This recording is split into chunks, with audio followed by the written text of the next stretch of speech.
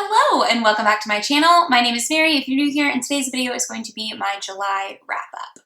So to start this video, I'm going to do a few reading stats, but before I do, I just wanted to say, we got a drum set, so we gotta find somewhere else to put it. But for now, it's here.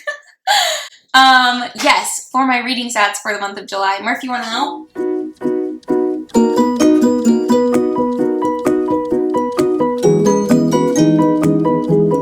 So, in the month of July, I did read 15 books. I have my stats written down on a notepad in front of me. That's why I'm looking down.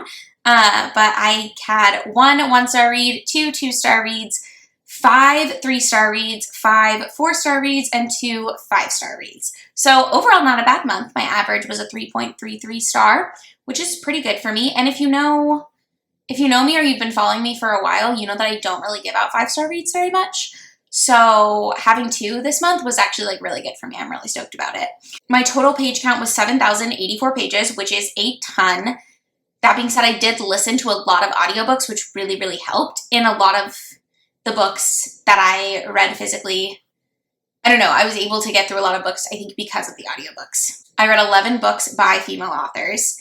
6 of them were by one author and 2 was by another, which I'll get into in a minute. So it actually is a little bit more even with who I read from. 4 male authors, and all of them were white, which is not great, but this is why I wanted to start doing stats, because I need to start keeping track of what I'm actually reading and who I'm reading from. Because if I don't do it, then I'll just look back at a year and be like, oh, I didn't even realize. But if I do it month to month, then I will realize, because I'll be keeping track of it. Okay, makes sense to me. I read 7 books that were between 200 and 500 pages. I read 2 books that were less than 200 pages and 6 books that were more than 500 pages. I also read 4 fantasy books, 5 paranormal romance, 1 contemporary, 2 horror, 1 thriller, and 2 nonfiction. And for the age ranges, I read 1 middle grade, 9 young adult, 0 new adult, and 5 adult. So, and as for how I consumed them, I listened to 9 audiobooks. I read 3 physical books, which I have to show you here. And I read 2 ebooks, and then I read 2 books through a combination of audio and ebook. And I'll tell you what they are when I'm giving you the individual reviews. I am just going to say I did reread the Twilight series as well as the 2, additional Twilight books. There's, what is it called? Life and Death, which is Twilight, but they swapped the genders. And then there's The Short Second Life of Bree Tanner, which is a novella that takes place during the same time period as Eclipse. I do have a Twilight rereading vlog that will come, and I will give more in-depth reviews of the Twilight books or my thoughts on them when that comes. But I did just want to say I read Twilight and Life and Death as ebooks, and then the rest of them I listened to as audiobooks. Of the Twilight books, Twilight got 3 stars, Life and Death got 2 stars, New Moon got 4 stars, Eclipse got 3 stars, Breaking Dawn I think got 3 stars, and The Short Second Life of Bree Tanner got 4 stars. I actually really enjoyed the Short Second Life of Bree Tanner, and I think if you haven't read it and you enjoy the Twilight universe, you might really like that one. It gives a little bit more background into the, what do they call it? Young vampire, baby vampire, newborn vampire army. That's what it is. It's newborn. It gives you a little bit more in-depth, an in-depth look at the newborn army, how it's created, what they sort of know and what they don't. And it sort of gives you a background on Bree. And I sort of think she's one of the more interesting characters that the Twilight universe coughed up. As I was rereading, realized how kind of bland the main characters are. And I think Bella is bland on purpose because she's supposed to be this normal girl. But I think she could have been given a lot more of a personality that sort of made you feel like she was regular instead of just feeling like she was boring. And I think Stephenie Meyer does a better job of doing that in Eclipse and Breaking Dawn than she did in Eclipse. Breaking Dawn is kind of a garbage book in my opinion. I gave it 3 stars, but I kind of want to go back and give it 2. It's such a weird conclusion to a series that I don't know. I just feel like so much of Breaking Dawn, she tried to make everything make sense, and it kind of would have been better if things were not tied up the way that they were.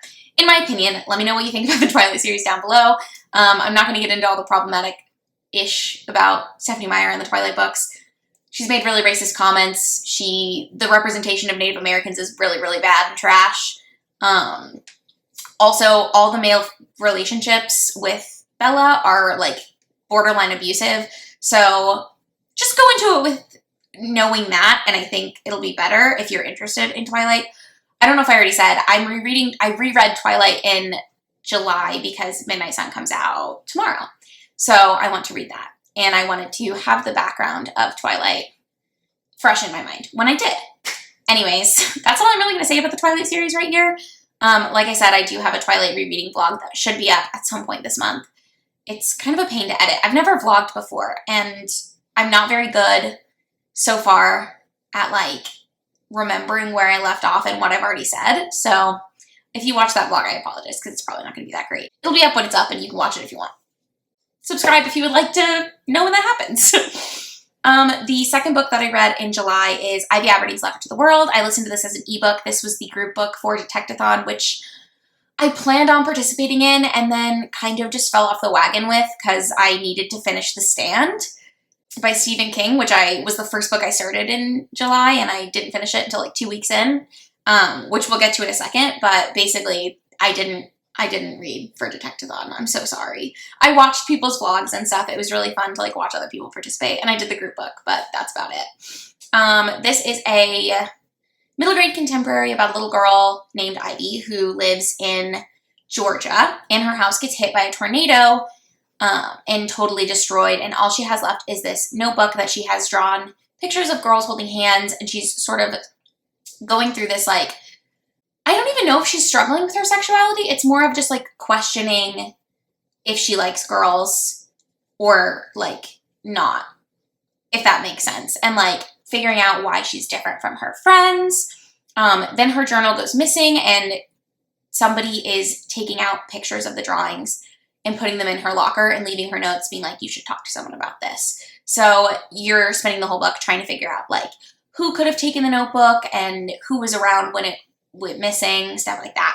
As well as exploring Ivy's relationship with her family after this sort of trauma of her house. Her mom has twin boys who are, like, babies, and she has an older sister. And so Ivy feels kind of trapped in the middle. She's got a little bit of, like, middle child syndrome where she feels like she's been looked over. So it's stuff like that. It was really good. I ended up giving this 4 stars. And yeah, I just think it's a really important type of book to be released because there are so many, like, queer kids who don't get to come to terms with that because they're not really exposed to it. But I did think it was really cute. It was really sweet. I would highly recommend. If you like middle grade contemporary, you might like it a lot more than I did. I don't really read middle grade contemporary because part of the joy of reading contemporary is being able to relate to it. And I feel so removed from middle school that I feel like I can't really relate to middle grade contemporary. Whereas I enjoy middle grade fantasy because I like childish fantasy things. I think that's, like, light and fun and easy to read. But I did really enjoy this book, and I'm glad I read it because I would never have read it if I didn't see that it was a group book for Detectathon. Then I read a couple more Twilight books. And then I finished The Stand by Stephen King, which is a monster of a book. The Stand is like a 1,200-page horror novel. I think it was originally like 800 pages, and then he re-released it in the 90s as an unedited version. In my opinion on The Stand, I ended up giving it 4 stars. I did like it. I think Stephen King, in my opinion, struggles to write relatable female characters. He seems kind of misogynistic. I don't really know. He also does, like, questionably racist things. And I've heard people say that it's perhaps because he grew up not around a lot of people of color in, like, a really white part of Maine. And, like, I feel like for books he wrote in the 70s, like The Stand, you can kind of, not forgive it, that's the wrong word, but, like, you can acknowledge that it's there and then move on. But it's kind of jarring to read. I don't know. I feel like there's a difference between writing a racist character and writing a character in a racist way.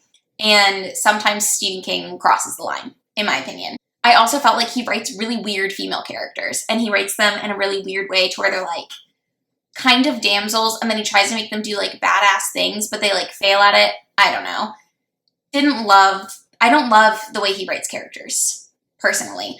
Also, Stephen King's, like, version of horror is really grotesque, which I understand is, like, a staple of the genre, and I can get behind it in certain situations, because I don't want to read about that. I also don't want to read about people going to the bathroom. Like, there's a reason that's not in books. And I get that it's, like, part of the grotesque thing, but I'm coming to terms with the fact that maybe I'm just not into the way Stephen King writes the grotesque. So, there's that. But while I had a lot of qualms with that book, I do actually think it was a really, really cool story. I didn't even tell you what it's about. It's about the apocalypse. So there's this virus that gets created in a lab, released to the public, and it has like a 99.7% kill rate. So you're left with like 0.3% of the population or something. And half the population starts having dreams of this dark man who is like the devil incarnate on Earth.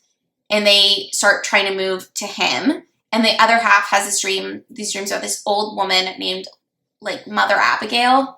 And she's one of the characters that I think was kind of racistly written, but none of my business, I guess. I don't know, whatever. But she is, like, she's, like, 108 or 110 years old. And so people are alone, and then they travel in groups, and they end up meeting each other along the way, and they're all having the same dream. And so it's kind of this, like, post-apocalyptic, like, good versus evil, like pure evil versus like the goodness of mankind. I don't know. It was really, really interesting, like conceptually. And I do feel like a lot of the characters worked really well together. The first like 250 pages of this book, I kid you not, I did not understand or care about anybody. And I could have put it down and never looked at it again. But I think once you push past that, because it's literally like 300 pages of like introduction to the different characters. Because it goes through so many different, like, points of view. But after you, like, get past that, it is really interesting, and it was a really, really good book. And I read that for the prompt of, like, friend recommends, I think. Because my friend Katie told me I should read that book. So she was like, please read this so we can discuss. But yeah, I did enjoy it, and I think as a concept, it's really cool. But I just got through parts of it where I was like, this whole thing was unnecessary. There's also, like, a chapter or two where he just goes into other characters that aren't in any part of the book at all and talks about how they survived the virus, but they died doing this other dumb thing. Like, I think somebody gets in a car wreck and somebody else, like, shoots up too much heroin or something, which, like, fine, I guess, but, like, also kind of unnecessary in my opinion. But I know David from David's Book Reviews also really, really likes The Stand, and I think he's rereading the shorter version, and I'm waiting for him to tell me if it's better. So, I don't know. We'll see.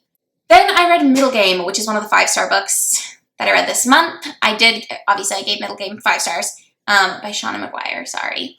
Middlegame is about these twins, Roger and Dodger, who are created in a lab by alchemists, and they're created to, like, hold, I can't remember what it's called, but it's like the code to the universe is inside of them, and they're somehow going to be used to like take over the world by this evil alchemist. And they're separated at birth, and they spend their whole like childhood, they continuously fight each other because they have like a twin link. I thought this book was so good. I want to reread it because I feel like I missed a lot about it, but I think some people hate this book. But Books and Lala loves this book, and I love this book. So if you've ever heard either of our reviews and you decide that you like the same things as us, so good. I'm trying to get my boyfriend to read it right now because I think he would really enjoy it too. But anyways, one of the twins has language to where they can like understand language and like really, they've just got like a deep understanding of language, and the other one has a deep understanding of mathematics. And that's basically like the premise of the book. This, you guys. So Seanan McGuire is making, it's not really a sequel because it's not following Roger and Dodger. She's following different characters, I think. But I think it's coming out next year, and I have to read it. I have to. So, anyways, if you are into, like, weird books, I don't know, are, like, character-driven and follow different timelines, but, like, the world building was so, to me, was, like, done so well, because it wasn't overly built, I didn't feel, and it just, like, I don't even know what I'm trying to say, but I loved it. Then I read Fully Functioning Human, Almost, by Melanie Murphy. Melanie Murphy is a creator here on YouTube, and she wrote this book 3 or 4 years ago, maybe, about, like, she wrote this as a life guide for, like, teenage girls, who are growing up with the internet and sort of what she's learned from her time being online, and how she's applied that and how it's affected her real life. This has a lot of, like at the end of every chapter, there's like clear skin checklist and like tips and tricks. And she goes into a lot of things like body dysmorphia, her relationship with food and having an eating disorder, being bullied online. There's a lot of other stuff. At the time, she was like getting over a breakup, so she talks a little bit about like moving on from first love and what you can learn from your relationships and like her relationship with alcohol, stuff like that.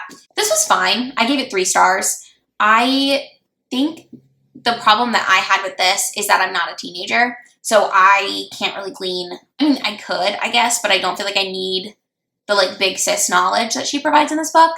I feel like maybe if you are 13 right now, this could be a good book for you to read, but I don't even think when I was 13 this would have been beneficial to me at all, because I didn't grow up with the internet the way that some people now grow up with the internet. But anyways, if this is like your age range, this could be really, really interesting for you. I think this just wasn't meant for me, which is fine. And I mostly just wanted to read it because I like Melanie Murphy. I think she's very funny.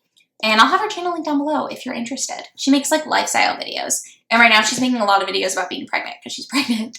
The next book that I read was American Assassin, which I listened to as an audiobook, and I ended up DNFing around the like page 300, 350 mark. It's only like a 450 page book. I could have stuck it out.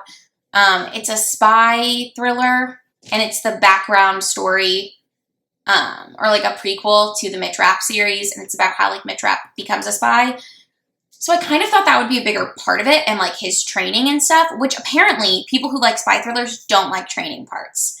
I am only interested in that. I thought a lot of it just like logically didn't make sense. Like the CIA picked him out because he was really good at lacrosse in college, and I don't know, he supposedly had like a girlfriend who was killed in a terrorist attack, and so now he hates terrorists, but by terrorists he means anybody from the Middle East, so it was a little racist. I don't know. I just didn't love it. I was gonna finish it just to be like, to say that I did. I do that so often. Does anyone else have a problem DNFing books because you like want to say that you finished them? I need to stop doing that. So I DNF'd this way too late. I should have DNF'd it around 100 pages when I knew I wasn't gonna like it. But yeah, I gave it 1 star because I DNF'd it. That's typically how I do that. I wasn't a fan. Then I read my other 5-star book for the month, Nosferatu by Joe Hill. This was so good. So this is about a woman named Vic McQueen who, when she's a little girl, gets a bike for her birthday, and she's able to ride her bike across a bridge into what is known as an inscape, and she can find lost things. So like her mother leaves her bracelet at the beach, and she's able to ride across this bridge, and she finds her mom's bracelet, because riding her bike across the bridge takes her to whatever she's lost that she's looking for. And then when she's a teenager, she rides the bike for like the first time since she was like 12 or 13, and finds this guy, Charlie Manx, because she's looking for trouble. And Charlie Manx is basically like a serial child abductor, and he has a similar type of vehicle to get to an inscape, but his inscape is called Christmas Land, and he has a like 1938 Rolls Royce Wraith. Say that 5 times fast. You probably can. I have a hard time speaking. I was sitting on my foot and I fell asleep, so I've readjusted. Sorry if I look shorter. But Charlie Manx has this 1938 Rolls Royce Wraith, and he kidnaps children and has like his accomplices take care of their mothers or their parents, and he takes them to Christmas Land with him. And you don't really know what that means, but Victoria finds him and is like scared of him, and she somehow is able to escape and get away. And then you're in the future, and Victoria has, or Vic, she goes by Vic, I shouldn't call her Victoria, I guess, but Vic has a son with this guy who's been her like long-term boyfriend, and she has been committed to a mental hospital because she was deemed to have had like a psychological break when she left Charlie Manx's house, because they're convincing her like, you never had a bike that could cross on an imaginary bridge that would take you wherever you needed to go. Charlie Manx didn't like suck the souls out of children or whatever you think, but Charlie Manx did get arrested. So he was a real person, but she just thinks that she like imagined, they think that like him kidnapping her made her like go crazy, basically. And she's diagnosed as schizophrenic. And so she's taking medicine for that. And she has, I think, a 12-year-old son at the time. And her boyfriend are splitting up. Her mom is dying. She moves back to the East Coast from Colorado where she's been living. And her son comes with her. And then Charlie Manx somehow escapes from the jail ICU because he's been in a coma for a few years. And he escapes the ICU. Nobody believes her that he's escaped because he was deemed dead before his body went missing. And he's going to kidnap her son, Wayne, because she was the only person who ever got away from him. I'm so sorry that was such a long-winded explanation of what happened in this book. But that's literally all the back, too. None of that was a spoiler. So this book was so good. I think, for me, this captured horror better than the Stephen King The Stand did. Just because I don't feel like this was as overwritten as sometimes Stephen King's books feel to me. This was like the perfect amount of like scary and gross and graphic without being like too far. And I feel like it left enough to the imagination to where you could be like, huh, but you weren't like skipping paragraphs so that you didn't have to read more about a decaying body, if that makes sense. If you like that kind of stuff, then you might think this is not enough, but I prefer this style, I think. And just, for me, the characters in this book were really well written, because they're all flawed, they're mostly morally gray, but you like all of them, and there are pieces of all of them you can relate to. The only thing that I will say is the husband, Lewis Carmody, who is, not husband, but he's Vic's like long-term boyfriend, who is the father of her son. He is described by himself as being like a fat piece of shit and like all this sort of very fat phobic type of thing, and they use that as like an excuse for why he has really poor health, which if that stuff bothers you, you might not enjoy his character as much.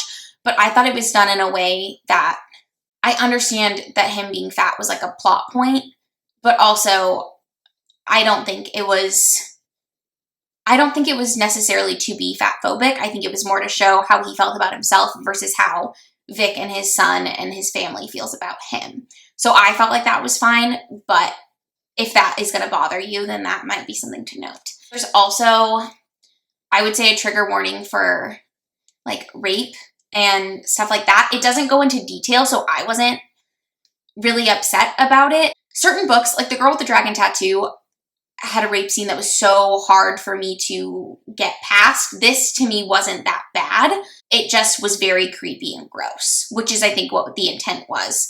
So for me, and there weren't, like I said, it didn't go into as many details as some other writers do, which I prefer for things like that, personally. I'm just a sensitive soul, so I can't really handle a lot of stuff. But this, so good. If you like Stephen King or horror thrillers, highly recommend. This is so good. I think it's a TV show too, which I haven't seen, but I kind of want to watch now. Anyways, this was my second 5-star book for the month. And this is maybe my favorite book I've read all year. So it was so good. Middlegame also is maybe my favorite book I've read all year. I say that about every 5-star book because I don't give a book 5 stars unless it's maybe my favorite book I've read all year. Anyways, then I read Yes, We Still Can by Dan Pfeiffer. This is a nonfiction about politics, basically. It was written by the communications director in Obama's White House, Dan Pfeiffer. He also has a podcast called Pod Save America, which I refuse to listen to because I just can't handle. It's like not my type of podcast. But this is basically about this is essentially a White House memoir from Dan Pfeiffer, which isn't what I was expecting. I was expecting this to be more like an analysis on the difference between Obama and Trump, and just like a sort of an analysis of the time we're living in where Twitter is becoming very important to politics. It's kind of like we always learned about in history class how JFK won the presidency because it was aired on TV and he always looked really nice. And so that's how but JFK beat Nixon for the presidency in whatever year he was elected. I'm not a historian. Please don't come for me. I don't know. But we always talked about in history class how that was the first election that was televised, and JFK always looked nice on camera. And so they think that had a lot to do with why people wanted to vote for him, because he would wear the makeup and look really like handsome, and so people liked him more. And it's sort of a similar thing with like, he talks a little bit in here about how Hillary Clinton was not as good at using social media as Donald Trump was, because Donald Trump has been promoting his shows on social media forever, I guess, and people liked his social media personality. I guess. I don't understand. But anyways, I don't really want to get into it. I gave this 3 stars. I gave this 2 stars. Didn't I? I think I gave this 2 stars. It was not what I wanted. It wasn't what I was looking for in this book, and I thought it was kind of boring, so I skimmed a lot of it. I just felt like it wasn't what it promised to be. And I don't care about Dan Pfeiffer. No offense, Dan Pfeiffer. But I didn't read this to be your memoir, because I think he already has a memoir out. Anyways, it's fine.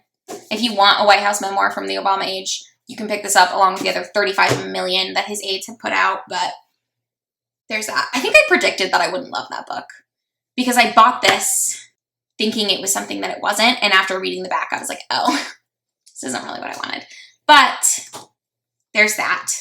Totally fine. That was all the books that were on my TBR for July. So then I had some time left, so I decided I wanted to finish up the Hazelwood series. So I listened to The Night Country by Melissa Albert, which is the second book in that duology. I gave that 4 stars, which is the same score I gave the Hazelwood. I think I liked it slightly less than the Hazelwood because I preferred the atmosphere of the hinterland, and I liked all of the fairy tales being in their fairy tale land. But Night Country was good. I won't say too much about it since it is a sequel, but it is about Alice back in New York in the real world, and the other fairy tales are also with her, and they're having to deal with a new, hinterland crisis, basically.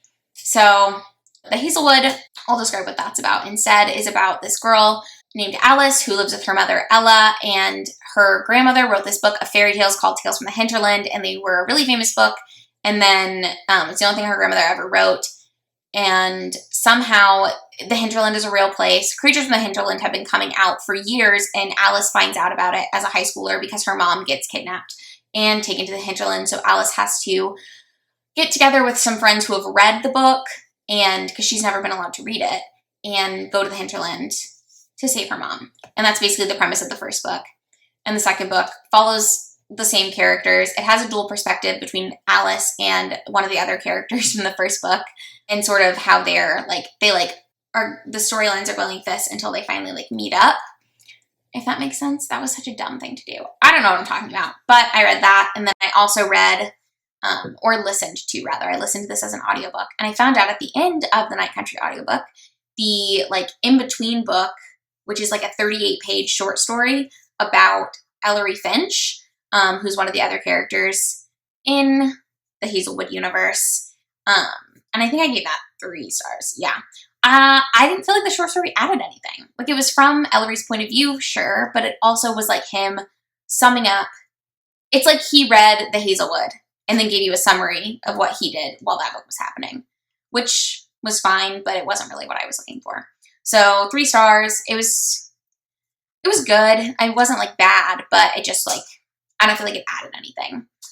Oh, and that's called The Boy Who Didn't Come Home. I don't know if I even said that. But those are the 15 books that I read in the month of July. Let me know what you read in July. And let me know if you've read any of these books and if your opinions were the same or different from me. But I hope you guys are having an awesome week, and I will see you on Sunday. Bye!